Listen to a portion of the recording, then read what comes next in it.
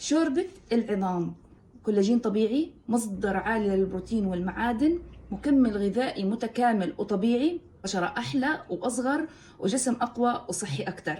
طريقتها كتير سهلة، فيلا نشوف الطريقة.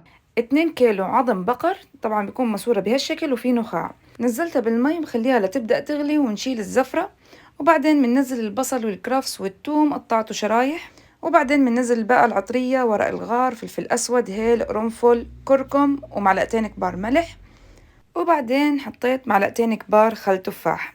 بخليها بس لتفور وتغلي شوي، بعدين بوطي النار شمعة من 12 ل 36 ساعة. أنا خليتها 12 ساعة. شلت العظم وصفيت المرقة، بعدين نقلتها على صينية وعلى التلاجة لتاني يوم. بشيل طبقة الدهن المتجمعة فوق، طبعا هي دهون صحية أنا ما بكبها، بستخدمها للطبخ. ممكن نشربها مباشرة مع عصرة ليمون، والباقي بوزع وجبات على الفريزر، ممكن نضيفها على الشوربات والطبايخ.